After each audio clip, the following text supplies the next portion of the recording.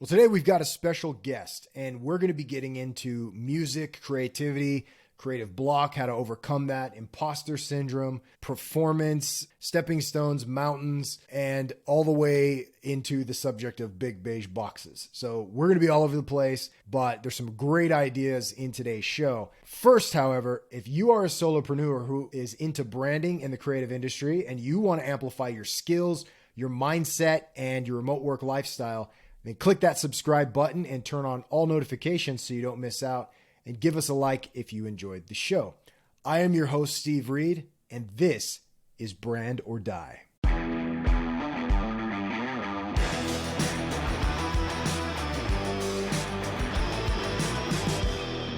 All right, I would like to welcome to Brand or Die, Rose Ellen Farmer. Thanks for coming on today. Rose has a bachelor in human development from BYU and a minor in music, and SAHM for 15 years. That's for stay-at-home mom. Oh, stay-at-home mom. A Suzuki-trained flute teacher, and whenever possible, she's taught students on the side. And so Rosella and I have been working together on a project, and she's doing a lot of copywriting. I'm working on the design portion and the web portion and trying to get that up to speed. But we've had some really great conversations and thought it would be a good idea to have her on the show and get some of her history and background and see what insights that she has from her experience for creatives in general. So we're going to go ahead and let her give us a little bit of her background and get things started. Yeah. Hi, Steve. Good to be here. I grew up in DC. Now I live in Eastern Washington. When I was, about 11, I was snooping around in my brother's room and I found a flute under his bed. He had taken flute a couple years before, and I opened it up and put it together, and I could make a sound. I just started playing on it, and that's how I started flute. Was it like a real flute or like a recorder or something like that? No, it was like a real, silver flute with all the keys. Oh, wow. Yeah. Did he play flute at all, or what did He had taken, I guess, a year in band. I don't know how I don't know. I just don't know that story at all. I just remember I was being a nosy brat, snooping around his room, 10 years old, 11 years old. And then I just took it and I was like, this is mine now. This is my thing. And my parents found me a great teacher who did the Suzuki method. And so I started learning that and I just fell in love with it and then became a teacher in that program. So how does the Suzuki method work? You were telling me a little about that. Yes, it was originally developed for violin by a man in Japan named Dr. Shinichi Suzuki. His theory is every child can learn. And so he just looked at how children learn anything. And that's by exposure and listening. So our first year of life, we can't interact very much. We just watch and listen. We're just exposed to the language, to the society, to the culture, to the food, to everything. And so that's the first step in the Suzuki method is immersion in the music. They have a CD and you listen to the repertoire as much as possible. And so by the time you pick up the instrument, you already have the songs in your head. You already know what they are. You just need someone to tell you what the piece would be. I started a little late. They like to start kids as early as possible on the listening part. I was about 12 or 13 when I started in the program.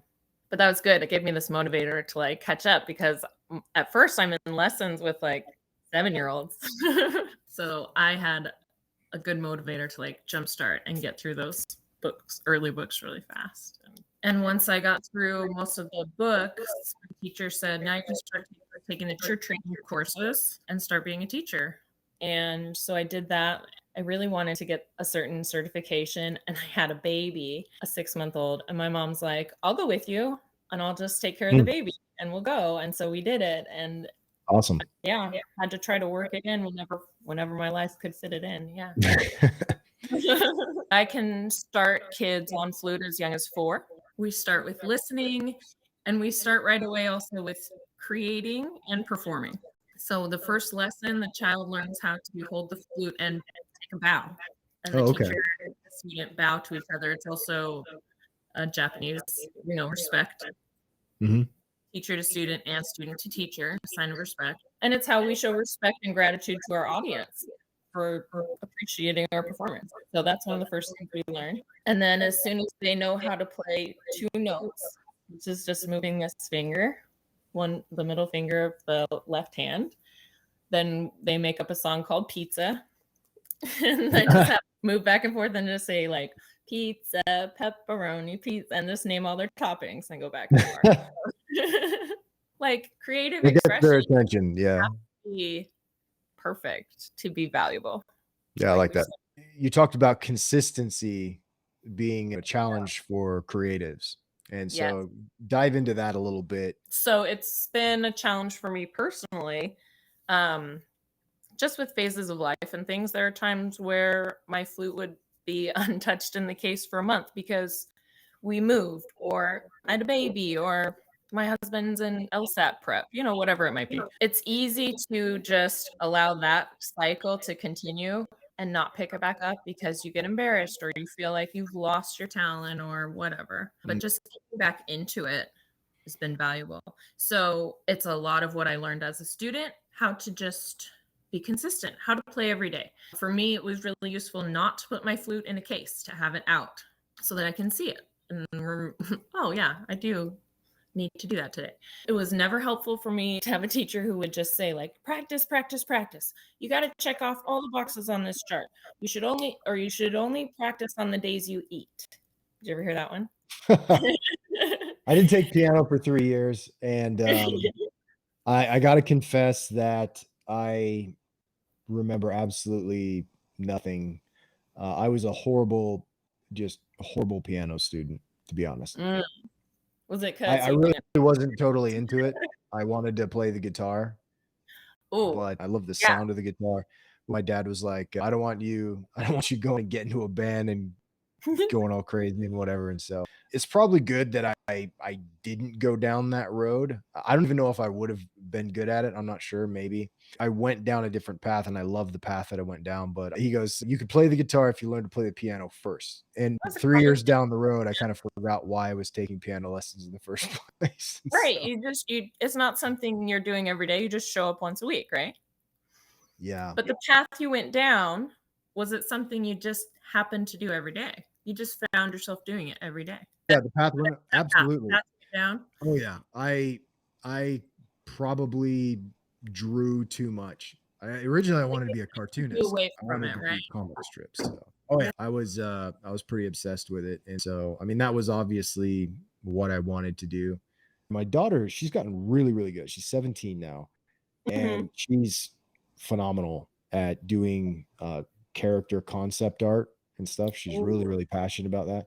And I remember when she was about in 6th grade, she goes, Dad, I want to draw like you. And it was about in 6th grade where I really seriously started pursuing that path. And so that was the one thing that I told her. You're talking about consistency. I said, all right, if you want to be good, the difference between people who are good and people who aren't is just a matter of hours in time. Yes. And so you have to put in the hours. Like if you really want to get good, you'll do these things. I showed her some of my drawings, my old ones from a long, long time ago. And I said, I am where I am today because I put all of this in. But you talked about that consistency and how people can get discouraged. One of the things that I found out right around the time where I was maybe 6th grade, I think, the same age, was trying really hard to get better. And when I compared myself to other people, like professionals and adults and things like that, I got really discouraged because I saw this gap between myself and them, and that it felt like I could never get there. And so one day I was flipping through my art and I happened to pull out some drawings from 6 months before, and I was analyzing them and noticed, I was like, wow, I've gotten really good or better at drawing feet and hands and things like that. Like I've developed some new things.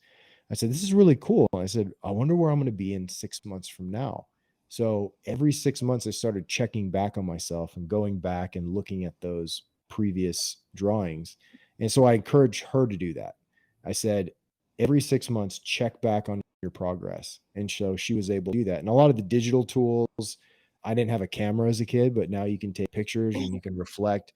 And when you see your growth, when you actually see it and you're comparing yourself to yourself and not other people, Yeah. then I think that really helps fuel you with motivation. But she just went nuts with it. And it's like her, you can't keep her away from it.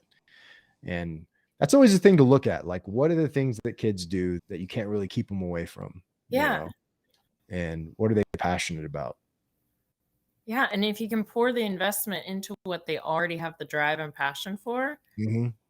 the potential is limitless. I mean, I've seen 7-year-olds performing flute concertos that college students struggle with. Not my students, but a 7-year-old doing that. It's really interesting to me that you point out, though, that you had a visual reference. So I'm like, this is my 6 months ago, and Right. here's how I've improved. I think that's very valuable. Sometimes it's hard to look where we have been because we might think, oh, that was not perfect. That's not what I wanted it to be, you know? That's Mhm. not where I meant my art to go. But seeing those steps of progress can be so motivating. And I like that it's intrinsic, it's within yourself. It's not comparing yourself to what other people are doing. Yeah. That's more helpful to me. I'm not when other people are putting pressure on me, it makes me collapse. Mm. For me, it has to come from myself, and then I have a lot of growth. But for teachers that were like, you have to practice, practice, practice, that was demotivating for me. Yeah. My favorite teacher, I was on a phone call with her. I was trying to get out of a lesson because I hadn't practiced that week. I was like, oh, I'm not feeling very well. And she's like, well, you're calling me from school, so you're well enough to go to school. She would just call me out on things. Oh, wow. Yeah. She's like, okay, so just come over and we'll just practice together. It won't feel like a lesson. We'll just play. And I was like, okay. And so I showed up, and That's that's what we cool. did. We spent the half an hour, and we started with a song that I felt confident in, and she played with me. And it was really helpful and helped me not collapse into that shame of like, oh, I haven't practiced. I can't. Yeah, it's cool. Because I mean, everybody has like an off week or Oh, sure. yeah, but yeah, that's awesome. It sounds like a good teacher. Yeah, she was great. Even today, when I see some of the things that people do that I can't do, there's always that little bit of, man, how could I get to that level? And I think that's a blessing and a curse for creatives. This drive to always be better and explore. And when you see what can be done, you want to mirror that somehow. But I think the key is to not be intimidated Mm, by the skills of others, but be inspired by that. Because when you look at them, it's not that they set this bar so high that you can never reach it.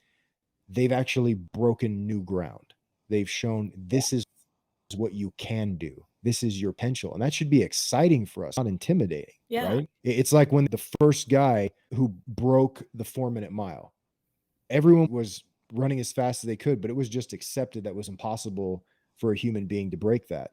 As soon as Yeah. the first guy did it, then hundreds of people began to break it right after him. It's almost And like it was a human mindset block that we all had. We just thought yeah, it was impossible uh, as a community. And then once one man, yeah, you broke that barrier, made it possible. we look at the other people in our sphere in the same way, and we look at people who are breaking new ground and coming up with new designs and new ideas. We can take it as an encouraging thing. We don't necessarily have to take it as, wow, somebody's rocketed past me, a million miles, and now I'm worse now because they're better, right? But I've seen that kind of mentality in people before because they look at other people, they immediately get discouraged. Yeah, Um, I've been there. I think that's what to me is really inspiring about. I can see why people would be discouraged by this, but to me, it's inspiring to see children excelling because oh, if a 5-year-old can do it, what's stopping me?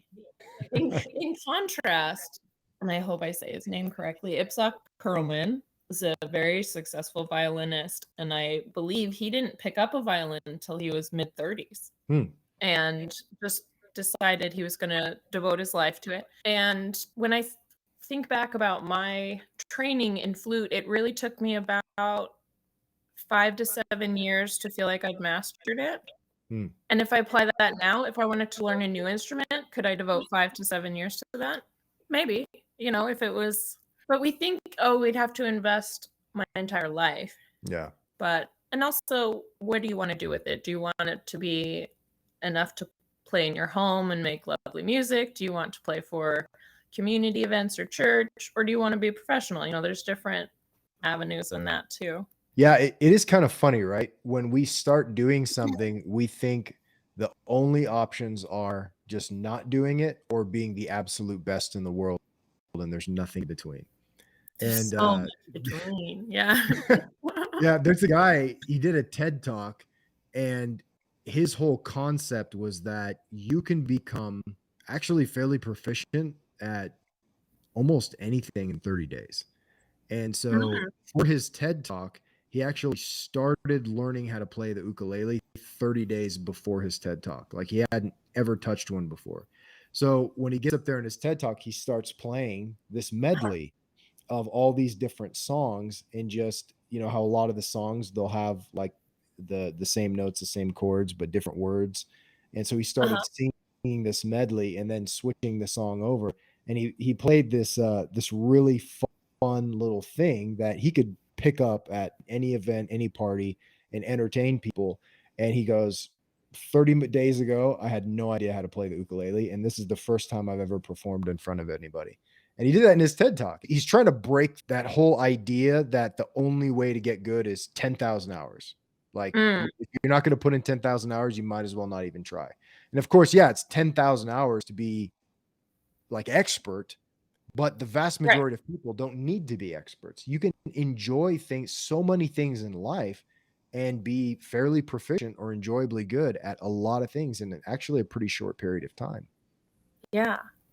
That's amazing. So, yeah, you got to start from somewhere. But I think that's the intimidation factor, is if you can't be like ultra, then why even start at all? And I think that prevents a lot of us from doing a lot of things, even creatives learning about business. They think, well, if I'm Mm, going to learn about the business side, if I'm not going to be like one of the guys and girls on Shark Tank, then I'm just not even going to try. Right. right. I'm not going to be like this brilliant investor and all these things. Like, why even bother getting into it? And so I think that's the kind of mentality that holds a lot of people back in general, but I see it a lot in the creative industry with creative people. Yeah. Um, It can so be motivating and give you a block. I think yeah, the antidote to that, I'm thinking about beginner's mind, beginner's mindset. Have you heard about this with like yoga and no. meditation? Yeah, go into Um, that. yeah, so it's the idea of whether you have experienced something before or not, whether you're an expert at something or not. Approach it with a curious mind of a beginner. What if you had never seen this before? Mm. And it just can open up new pathways when you're stuck or blocked down one way. It can just give you a moment to open it up and look at it a different way.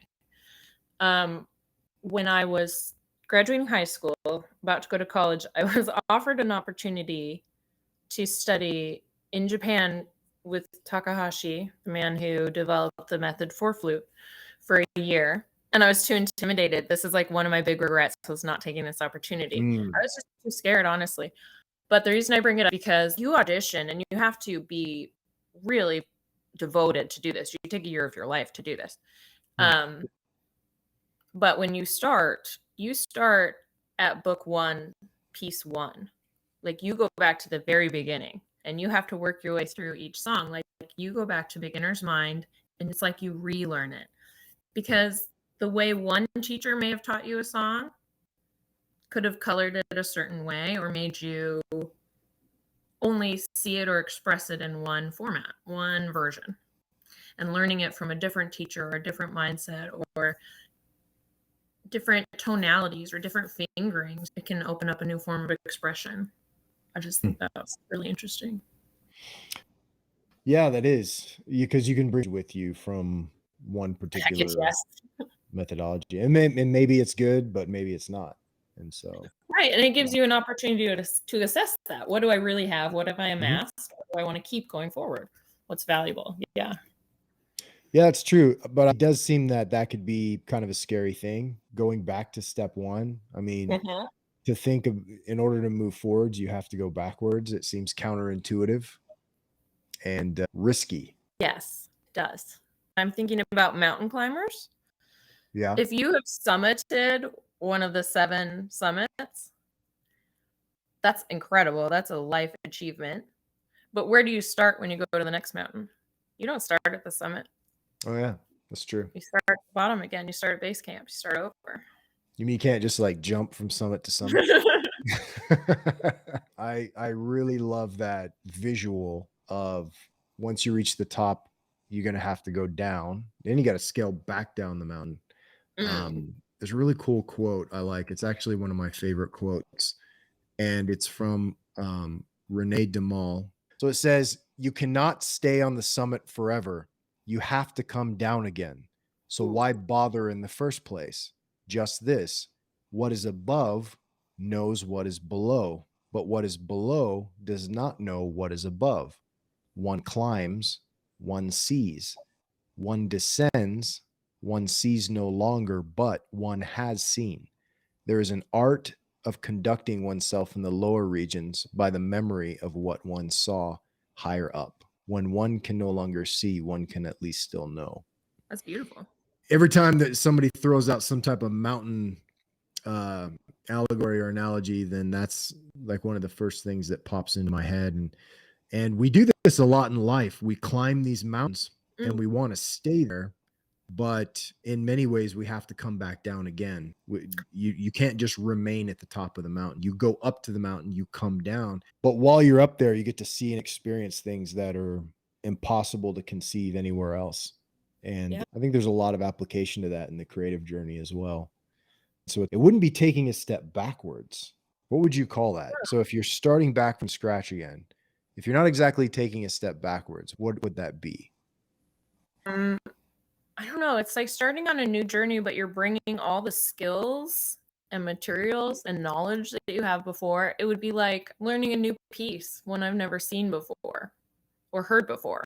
That was very challenging, and knowing I would have to perform it. I'm not having to perform a piano concerto. I'm not really starting from square one. I'm bringing what I have with me.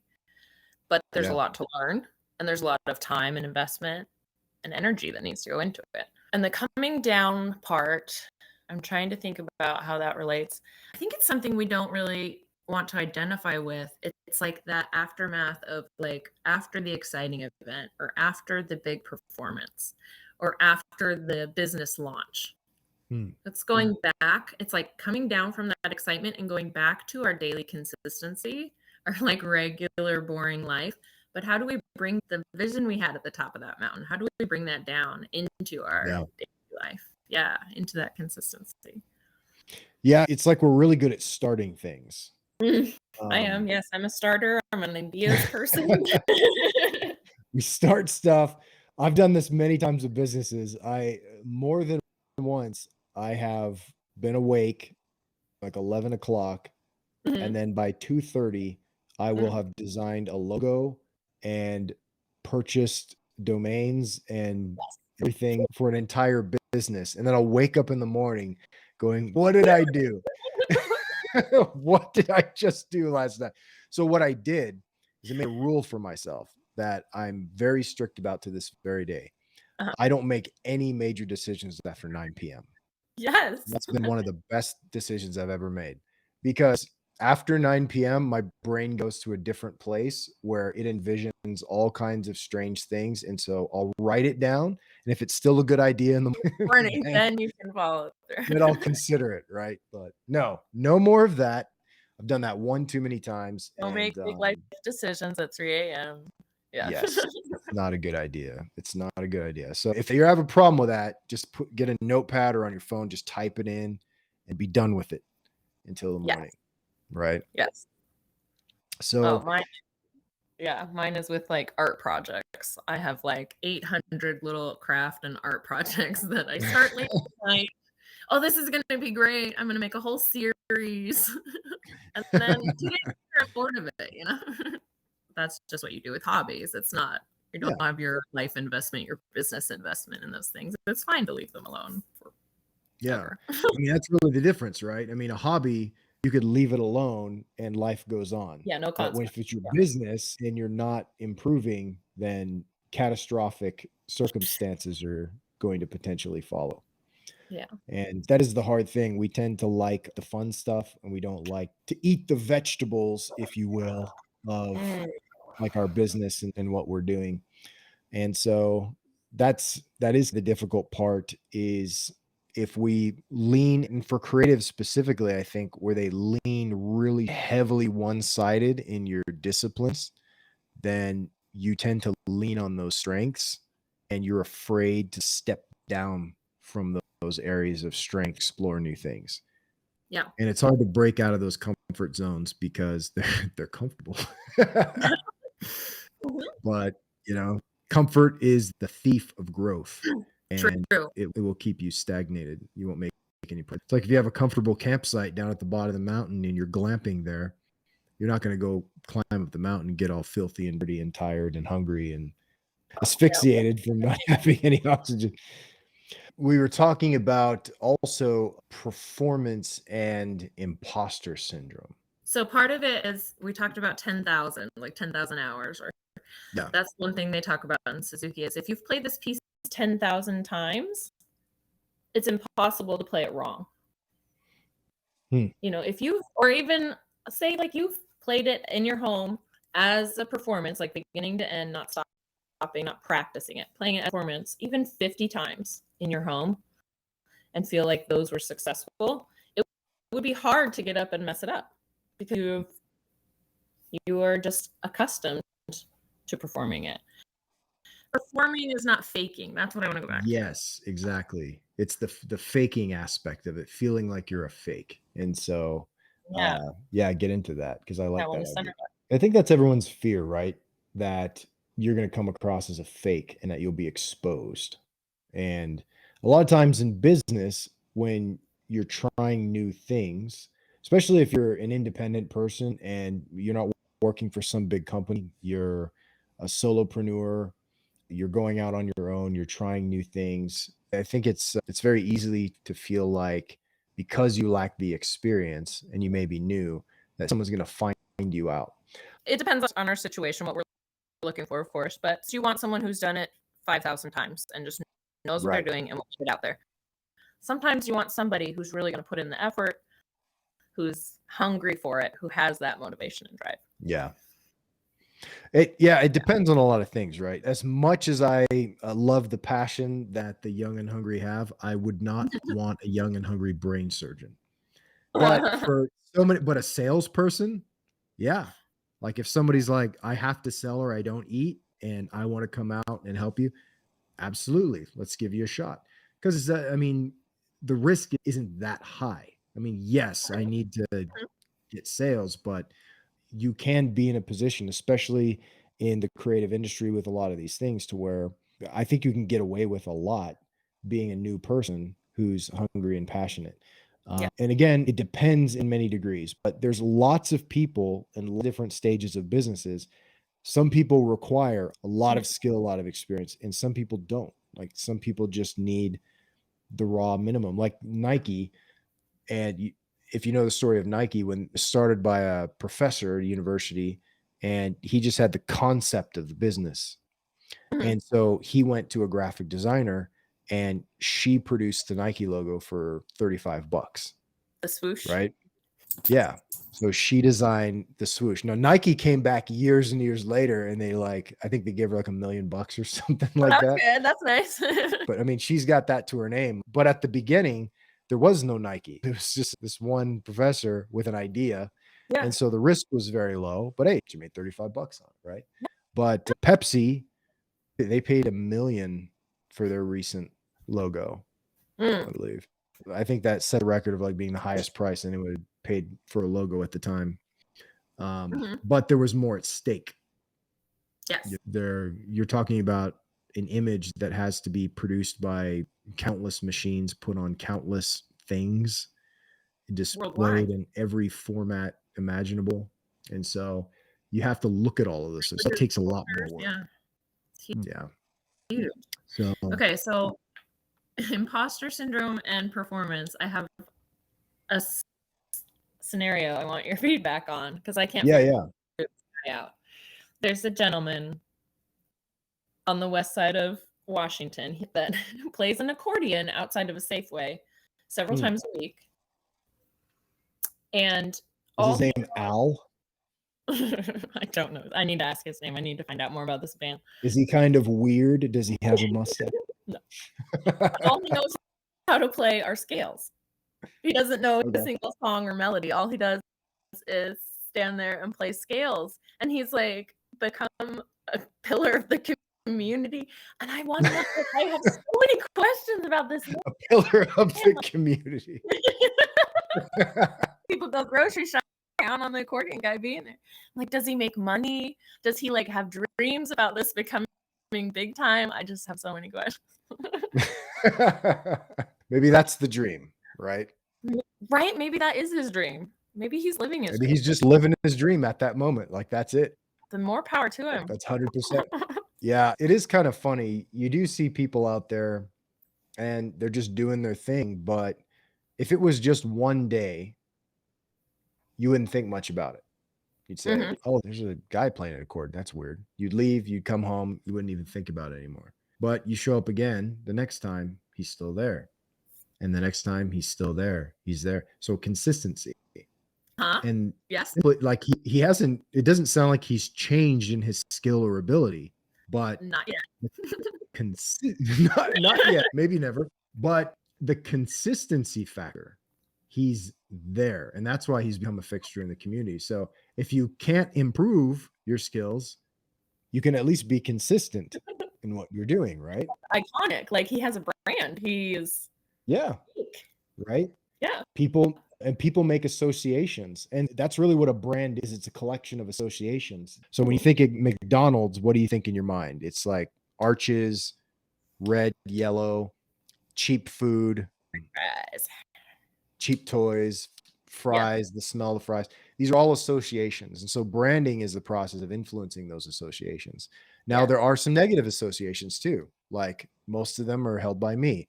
Disgusting, fake, no way in heck. Those are my associations. I talked about the McDonald's regrets. Oh, McDonald's is so good when you eat it, right? So yummy, so fattening, like fat and sugar and soda, delicious. Yeah. 20 minutes later, the regrets. You just don't feel good. Gosh. It's been almost 20 years since I've eaten at McDonald's. Really? Yeah. Like 20 hours for me.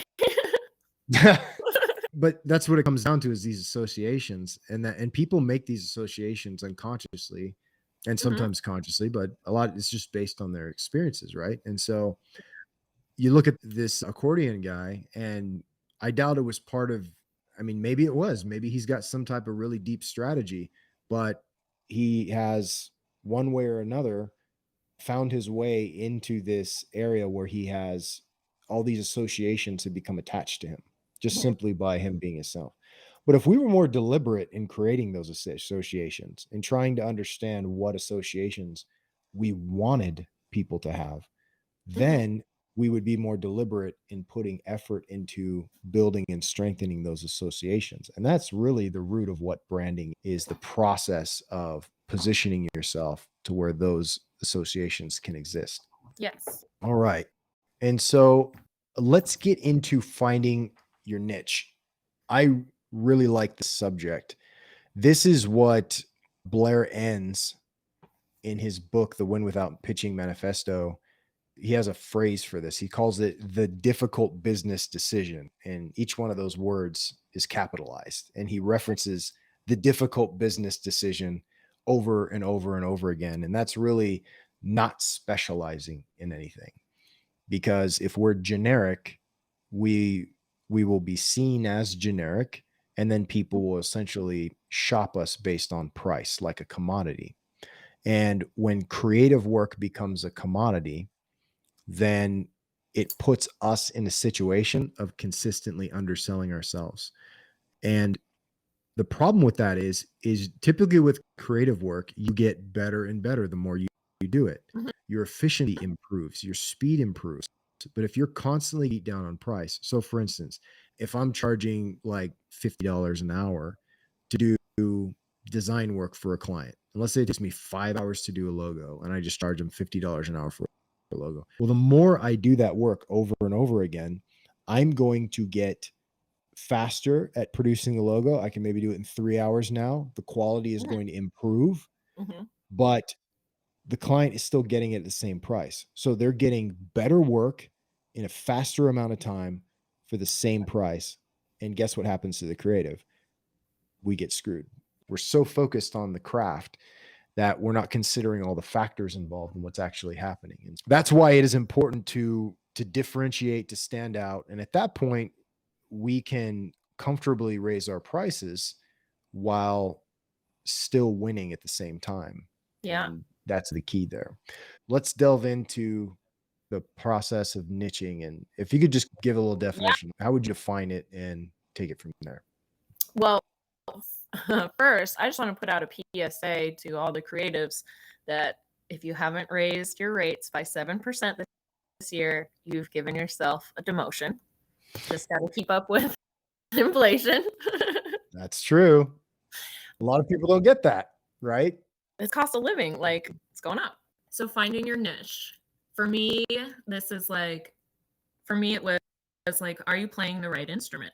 I took 4 or 5 years of piano, and in college, I had to pass piano or keyboard proficiency, competency, barely passed. Like my brain just doesn't work with piano. It just hurts my brain to play piano. Picked up a flute, easy cruising. It just meshed for me. And that doesn't mean I didn't work hard at it. I put hundreds and hundreds of hours into it, but it was just the right fit for me. And each of my children have, through this process, my oldest daughter, we did flute, then piano, then violin. I think she had something else in there too, but then she ended up on trumpet, and it was the one that she chose. She wanted to play trumpet. Her purpose was so that she could wake her sisters up early in the morning, blowing trumpet at them. But whatever your motivation, find your niche. And that's what fit. And then she took off from there. I had a rule that they had to stick with an instrument for a year. They could pick whatever instrument, but then you have to put some time and investment into it to even know if it's right. You know, there has to be a little bit. My other daughter, she just started piano. She just wanted to play piano. She started lessons, and she's better than me after 2 years of lessons. Like, it just fits with her, and she really just skyrocketed from there. So question, who would be the better musician? The musician that could play just one instrument or the musician that could play dozens of them? Right. So here you have, this is the niche, however you would say that. There's two ways of saying it. It's probably niche is probably the correct way to say it, but I say it the American way. I just say niche. Finding your niche. So I just had the immediate mental image of Bert from Mary Poppins, the one-man band, when he has like the harmonica and the cymbals and the drum on his back and the things on his knees, and he's like doing, he's a terrible band. It's awful. It's like bang, bang, clatter, clatter, chang, chang, right? It's like he can get some rhythm going, but it's not a great band. I've always wondered why we don't go to concerts to see one-man bands like that. It's because it's impressive. It's a one-man band. You got all these bands with like 4 people playing different instruments together. So why don't we see more of that? Why don't we see more one-man bands? Because the product is not very good. Like when you spread yourself too thin across like too many things, you can't dial in and get really masterful at one instrument. But that's what I thought when I first started out. And I see a lot of other people that call themselves graphic designers. They will be involved in so many things because they have to.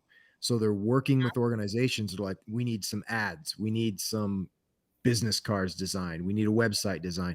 And the creatives, they're like, they start to get to the point where like, I want to try that. I want to try this. I want to try that. And then they get good at this and they get good at that. And then they think they're just good at everything. They think like they're MacGyver. Like after a while, because I've done so many different things and I can actually do multiple things very, very well. But am I the best in the world at any one of those particular things? You know, I Right. considered my talent being more like good at many things simultaneously. Like you could hire Like, me and get all kinds of stuff at once. And I thought that was an advantage. And I think it can be in a way if you want to stay stuck, not ever getting paid what you should be getting paid, mm, because specialists get paid more than generalists. And right. that's the truth. And expertise is really the key differentiating factor, not just being able to do a lot of things. The original phrase was jack of all trades and master of one. So you want to Mhm. be very good at a lot of things, but exceptionally good at one specific thing in your life.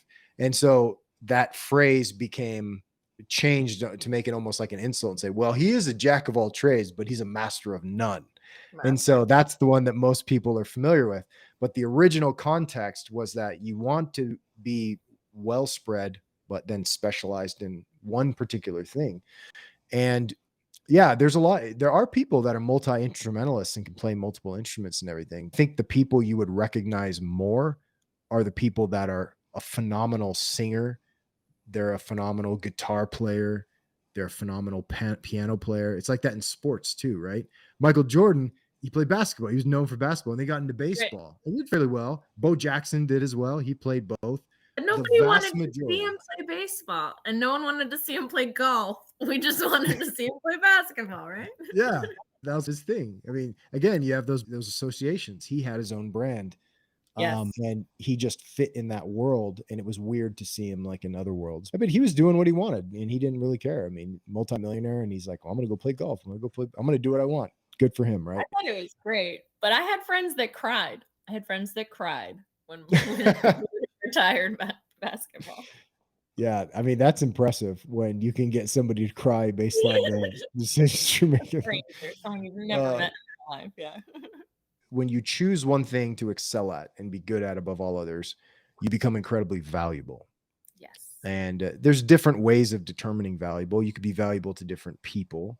There have been organizations I've worked with where I was incredibly valuable because they can just go to one person and not five. And Yeah, instead of paying five different people, they can pay one person. But again, then it's really, but that's what you're pigeonholed into.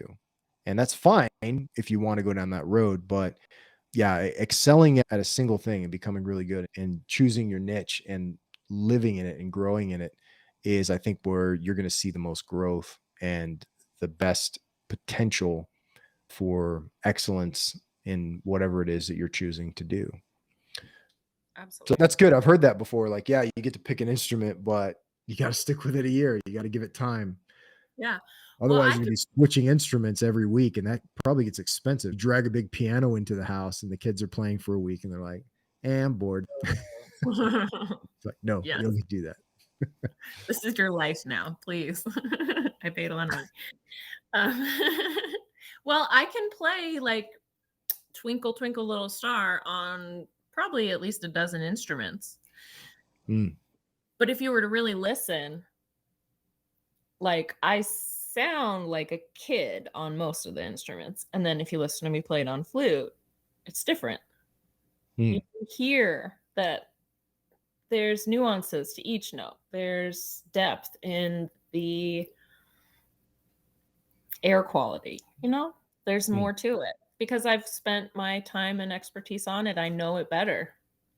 It's a connection, yeah, that I've invested in. And if I were getting married and I wanted a quartet at my wedding, I would be so mad if they played Pachelbel's Canon the whole time.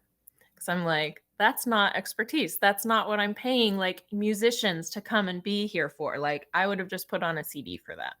Like, Mm. I want you to come and bring your expertise, bring your knowledge, bring your artistic expression to the table. Yeah.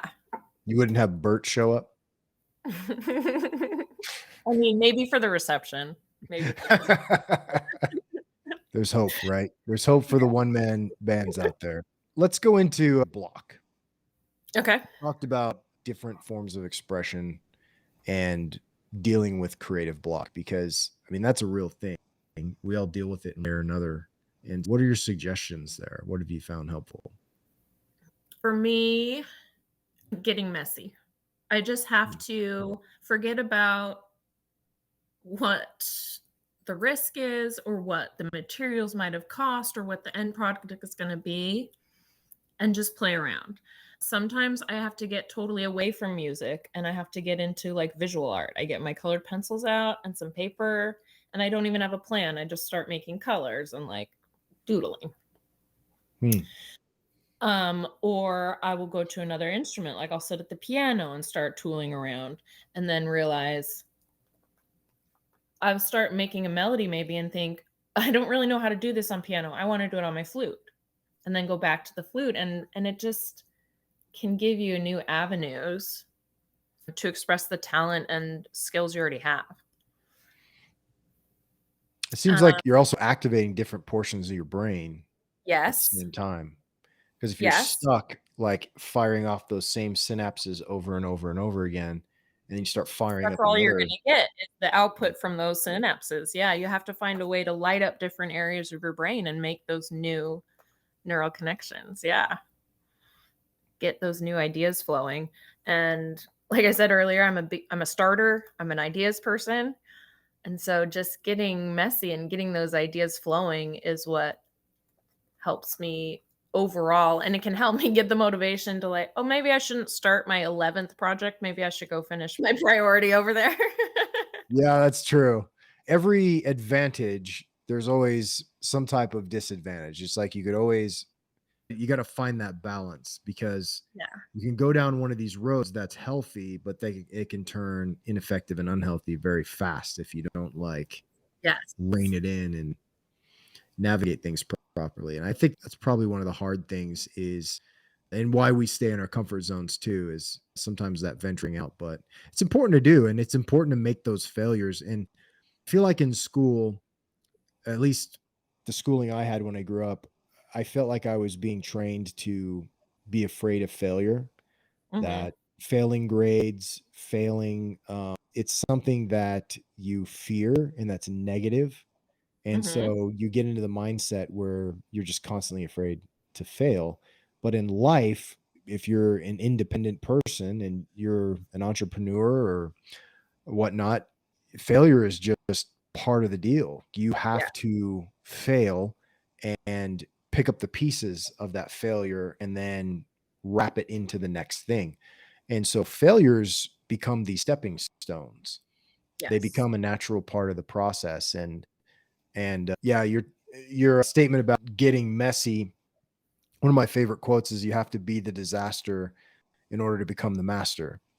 Ooh. And so you have to accept the fact that you're going to get if things are going to get messy, right? Yeah.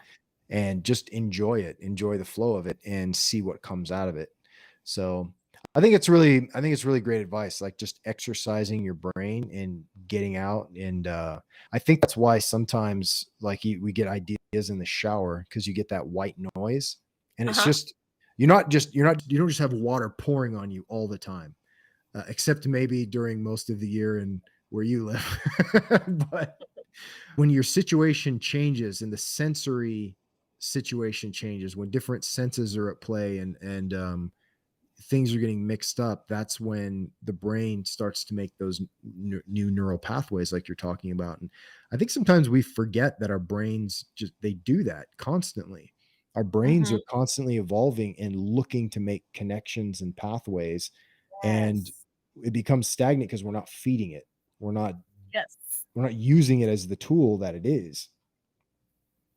Yes, the brain is very hungry, very creative, it's not stagnant. It does not want to stay the same. I don't think. It's always interested and trying to pick up on what's new. Yeah, so staying playful, staying and like accepting that creativity is messy and that's okay. Mess can always be cleaned up, you know? I'm in Yeah. a transition year right now. You can testify that I'm having a career change, moving over to the copywriting and more verbal and written work. And it hasn't really been a graceful process so far, but I've tried. If you are too like scared or ashamed or unwilling to look at your mistakes, you can't use them as stepping stones. If you just put them behind you, they're not valuable to you. So Yeah. trying to be self-aware, trying to make that consistent progress, show up every day, even when it's hard, even when it's embarrassing, even when you've made mistakes. That Yeah. coming back to that consistency. Yeah. Yeah. I mean, the only time a failure is really negative is when you haven't learned anything from it. When Mm-hmm. you haven't actually gotten some kind of use from it. Then that's a tragedy, I think. Yeah. The wasted experience. Yeah. Yeah. So let's talk about big beige boxes. I loved Big, your big. narrative on that. Yeah. Yeah.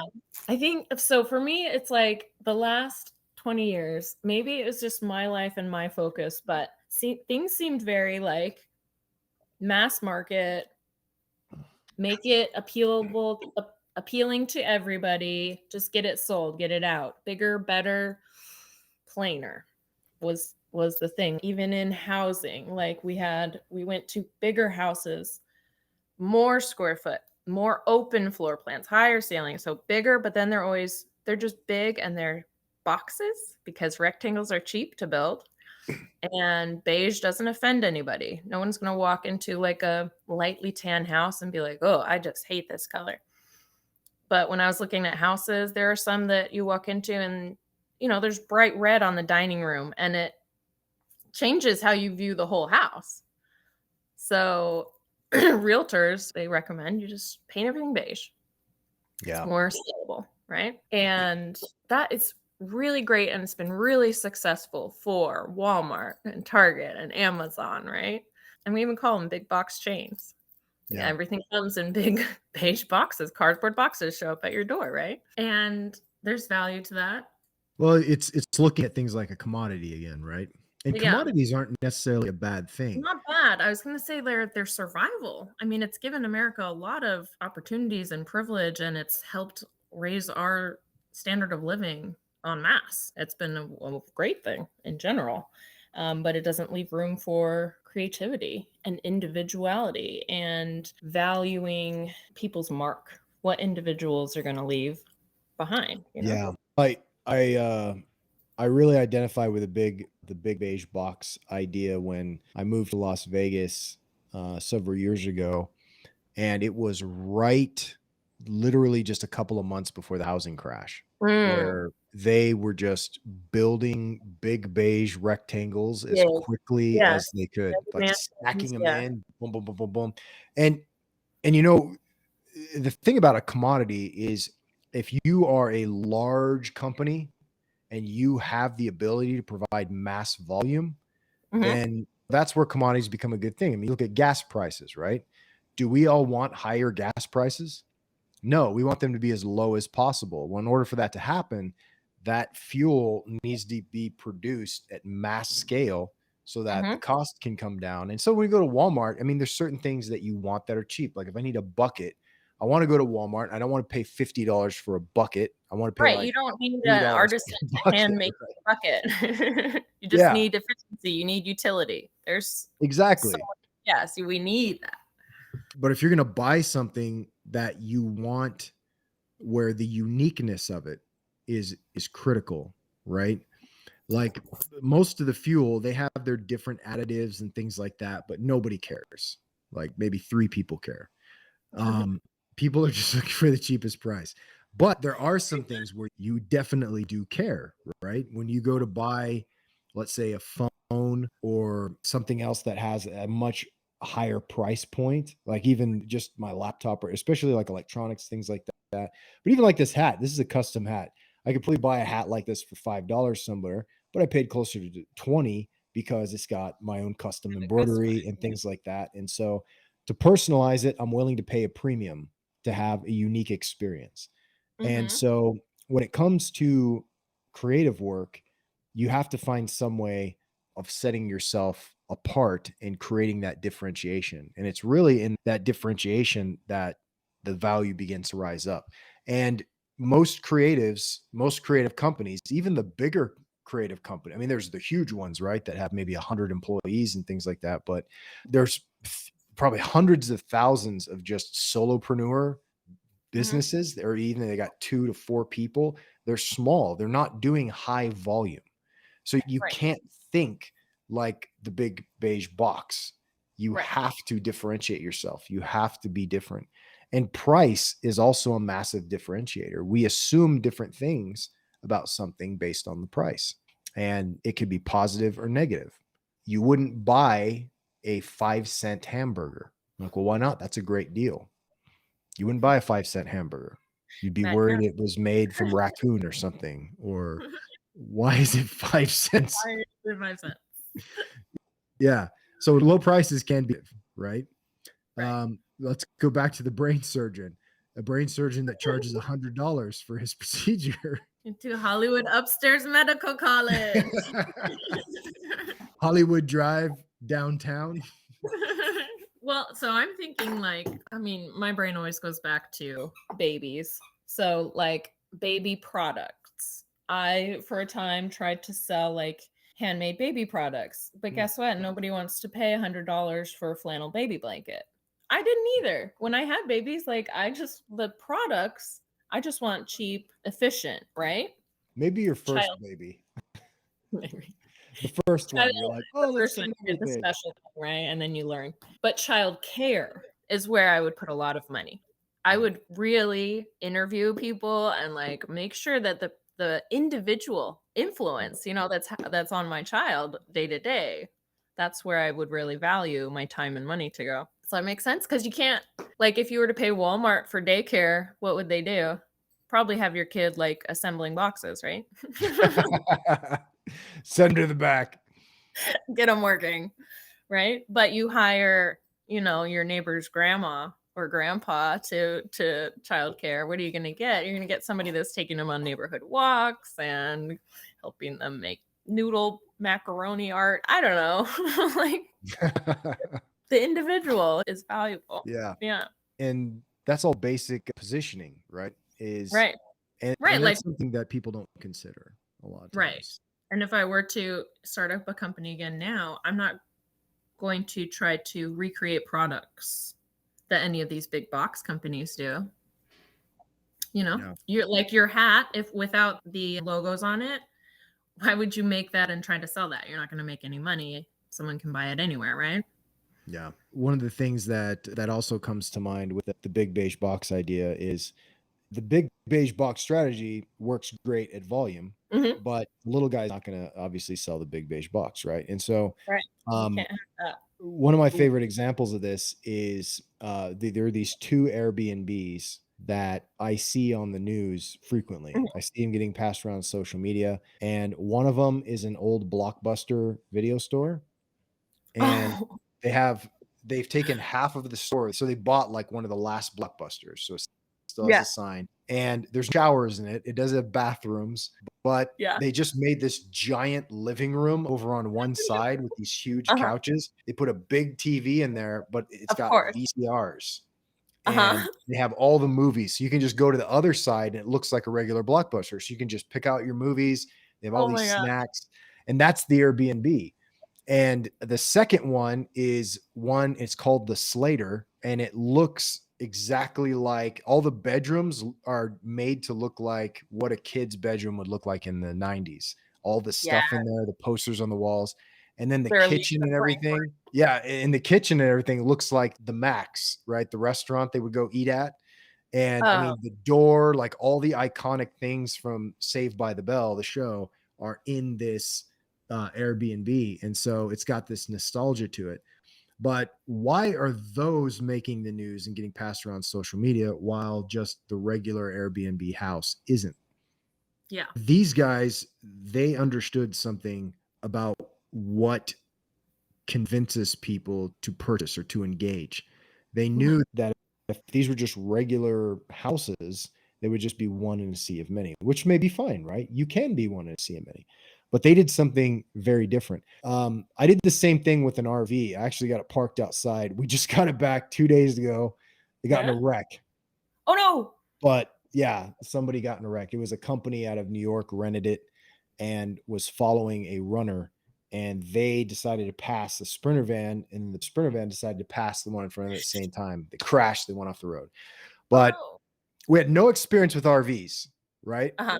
And I was watching all these tiny house videos because this office, I built this whole office from scratch, and I was looking at how to optimize small spaces. Yeah. So I was watching all these videos and I saw an RV remodel and I saw that you could rent these out just like Airbnbs. I was like, well, why don't we get an RV? And so we parked it in the driveway with me and YouTube. I tore the inside of the thing apart. I rebuilt it from the inside. And I said, I'm going to apply everything I learned from user experience design to an RV. I'm just going to combine those two things together. And so we redecorated the whole You're all inside. We made all these customizations. And Yes. like day one, it got rented out and we stayed rented the entire time. And we actually rose up to the number 37 in outdoorsy out of all of the RVs What? that were rented out. We were number 37 that we got up to. And then some guy wrecked it. As soon as I put the new cup holders in, I'd been wanting to put these cup holders in forever. No. Finally got them in. And boom, they wrecked it. And so, but we got it back now. So we've learned some things, right? No regrets. Yeah. We did it. It was great. And I've learned a bunch of stuff and I'm going to take what I've learned, reapply, and we're going to get it back out there again. But what we did is we decided to position it differently than anything else. So everyone else was just showing the pictures of their outside RVs, all of those big beige boxes. Big beige So boxes. Yes. what we did is we showed the inside of our RV, which was all like, Yeah. it's kind of like a modern boho Austin style theme. And then Nice. I put some text down there. I put some graphics on there. I said a one of a kind RV experience. And that stands out like from all of the others, just from the thumbnail picture. Nobody else was doing that. And so that was the key. We said, okay, what is everyone else not doing? Because sometimes you're like, well, we should just copy everyone else. Because if what they're doing is working, why try to do something different? And there's something to be said for that. There's something to be said for that. But there's also something to be said for radically changing the narrative. Yeah. Being the one that stands out. Yeah. Yeah. Otherwise, you just blend in. Speaking of that, we're talking about you see what you're looking for. It's true. That So whole thing. yes, I found this to be true. Like this might be part of like me coming out of the big beige box phase for myself. Like I'm finding my own style and my own, like here I have blue velvet couches, you know, instead of the tan sectional that everybody has, the big massive movie room sectional. I was like, I want blue velvet couches, and I got them. Nice. I'm like, so this eclectic thing is attracting me, and I find like it's also what you look for in life. If you're always going to Walmart, then you're always going to be buying Walmart stuff. But I tried this with cars. So we're just driving down the road and you pick one kind of car to look for, you'll be amazed at how many there are. So for me, it was white F-150 pickup trucks. And it's like specifically the white ones, for some reason, there are so many of them. And as soon as you like have your eye out for that, they pop up everywhere. And you're like, you can't go 3 blocks without seeing one. And they weren't on your radar before, right? And what you did with the RVs is kind of hacking that. So like you're on the website with all the other RVs and you do just one thing to just mark it a little bit different to stand out. So when you're scanning, I would just look for white. That's the first thing, white, and then that shape of the pickup, you know? Yeah. And then your eye picks up on just the thing that's different. It just spots it out for you. And so branding can do that, can just help people to locate what they're looking for. Yeah, absolutely. It's kind of funny because I was, when I saw that, I was like, that's the kind of truck I was thinking of getting next. No, any other color. Any other color. But I have practical reasons. See, I am very practical in some things, especially with vehicles. I don't care about cars and vehicles and the status and whatnot. I have a white Volkswagen Passat, a 2014, and I've got a gray Chevy Suburban. It's a 2007. Those are my vehicles. And my wife's like, let's get a new car. I'm like, no, we're paid off. We own them. I'll fix them. You know, I don't care if the engine like blows up. I'm going to put a new engine in it and we're going to keep driving it, you know? So, because I don't care. I'm very like, when it comes to those things, I'm very practical. And you will convert this into my coffin when I die. Yeah, I mean, no, it's not that I love it. It's just that I don't care. I just need something to get me from point A to point B. I don't care how, as long as it does it. I've put far more effort into buying some of the equipment on my desk than I have purchasing a vehicle. I was gonna say, I bet you've thought more about that microphone than about the car. Yeah, this little thing that holds my phone is made of solid metal. I did so much research just to buy this little thing right here. But I mean, that's what's interesting. That's why niching is so important, because you take any individual and their opinions about things are just going to vary so widely. Mhm. People deeply care about the most insanely mundane things, and a lot of people do in one degree or another. So if you niche down to something and grab it, like my iPhone case, it's from a company called Magback. I go to the gym and I didn't know what to do with my phone ever. Mhm. There's never a place to put it. So my brother-in-law, he got one of these iPhone cases, and he goes, "Hey Steve, check this out." And he takes the iPhone It's like, case and he "Yeah, click." sticks it. We're at a restaurant. He sticks it to a metal trash can and it sticks to there. Immediately, I'm like, I can stick my phone to the gym Right equipment. right to the equipment. Yeah. So Yeah. I got on my phone right then and I purchased a $49 iPhone case. Yeah. And I bought several of them as I've upgraded throughout the years. It's my favorite Yeah. thing in the world. I Yeah. use it for I so had many the things. same yeah, I had the same kind of challenge with the magnet cases. I went through, like, 4 cases to find one that had the best, strongest magnet, because I was like, "It has to work. If I put it up and it falls down, that just makes me mad." Yeah. That's Yeah, the thing is so useful. creating one distinguishing factor, or even, Yeah. and there could be a couple in there as well. But when you have a key differentiator and you're positioned toward a specific niche, then people will act immediately. Like I Yeah. didn't go, "Oh, that's interesting, a magnetic case. Let me look at all of the other magnetic cases." I saw it do the thing. I said, "That's it. I Yeah. I want it immediately." Oh, I And didn't shop around. I bought it, and then it didn't do what it said, so then I buy a different one. it failed you, huh? It did, but I think I ended False up with that advertising. brand because it was like, that's the one that worked, so Ah, that's the one I stuck with. I Yeah. hate that. I hate that when they don't fulfill the promise, right? And that is the unfortunate thing. At least they did a good job of capturing and captivating your attention and getting a specific response from you. Yeah. Well, and the one that worked, I love it. I use it all the time. Mm, Yeah. cool. Well, we covered a lot of stuff today. So And much I'm sure stuff. My laptop battery is almost dead. okay, perfect. Well, I appreciate you being on with me, and I'll go ahead and let you go. Okay, thanks, Steve. Well, I hope you enjoyed the discussion with Roselle and Farmer. We certainly covered a wide variety of topics. But hey, if you are a creative entrepreneur who wants to escape the cycle of continual suck and build a profitable business doing what you love, go to remotecreative.io and join for free.